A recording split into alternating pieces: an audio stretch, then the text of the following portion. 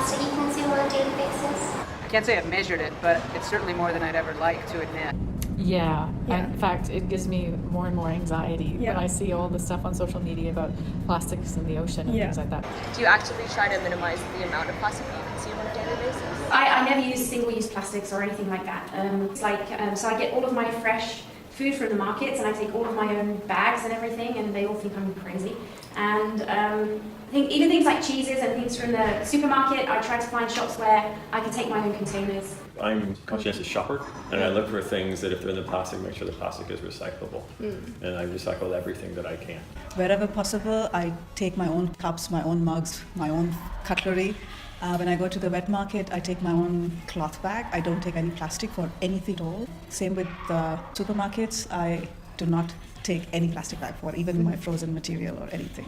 Recently, when we were on holiday, I made a big point of making a comment in my both to the manager verbally and then also writing in my written comments that I expect increasingly hotels should not be providing people with plastic bottles. What do you think prevents people from carrying around their own reusable containers or bags or straws, whatever it might be?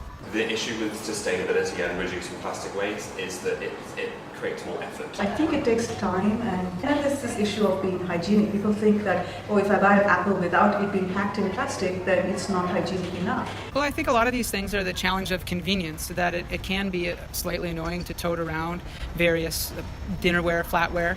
But I think also it is just the assumption that these things will be provided, and rarely do we consider the reach of our actions. So much, I think, of our modern challenge is the problem of invisible complexity, where the plastic spoon is in front of me, but I didn't have to think about all of the shipping and transmission of goods to make that thing possible. And then as soon as I dispose of it, it's invisible once more, and I don't have to think about the length of time or all that's involved in its breakdown. We've taken many of these dominant forms of distribution and production and assumed that that's the only way it can be, therefore the only way it ever will be. Does the school promote sustainable practices among staff and students? We're starting to. I think that there's a lot of room for improvement, and the reason that we created the Sustainability Council is to really work on those issues. I think we could do more. I think we could really try and be a plastic-free school. And I think that we should not be selling any plastic drink bottles at all, water or anything. Yesterday for one of my activities, I had 4 boys who had just bought a sandwich, and it was in this huge plastic boxes. And I was like, this is going to go into the rubbish bin and somehow find its way into our bellies in a few years' time.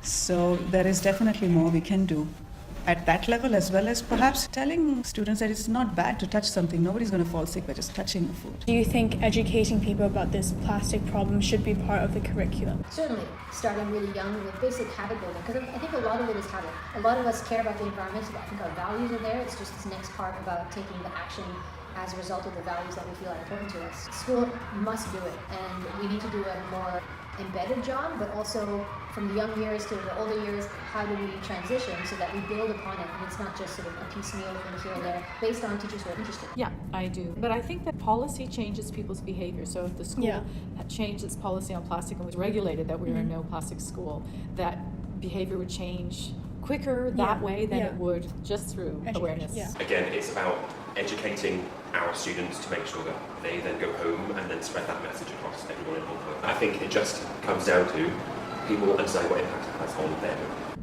Do you think you could make do without plastic in your life? Yeah, absolutely. I can't remember the last time I used a plastic bag. Yeah, I think we could have zero waste shops. We could buy bulk. We could bring containers to shops and fill them up. I think it's possible. And I don't even think it would be that hard. I think it's just a mindset we have to change. It's been 15 years I'm in Hong Kong. I still use the plastic bags from India, which are 15 years old. It's one thing to talk about recycling plastic, but you cannot recycle plastic easily. So it's better if you reuse whatever you have. So I don't take new plastic bags, but whatever I have, I keep using it and using it and using it as much as I can. Do you think that banning plastic bags in Hong Kong is an achievable reality, and would you support this action? Just the fact that they put a little 50-cent fee on it made a huge change. There are easy alternatives, and I think it's just a matter of sometimes top-down saying no. Yeah. It's inconvenient, but we can do without them. I think they should be banned completely. I don't see why we need them for things like shopping.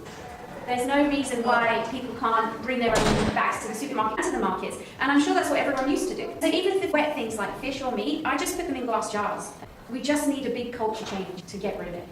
absolutely banning plastic bags is an achievable reality, and it's a good step. But that responds to one of the symptoms rather than the systemic causes. We should ban polystyrene. Would that create inconvenience for the distribution of our fruits, vegetables, and fish? But we can consider viable, more sustainable alternatives so that the fishing industry isn't undermined by the very practices of moving fish from water to market. Absolutely, I think it's a great idea. Yeah. And we should stop selling Ziploc bags in stores and things. Take it all the way. Yeah. Because people can change it. We can change our behavior.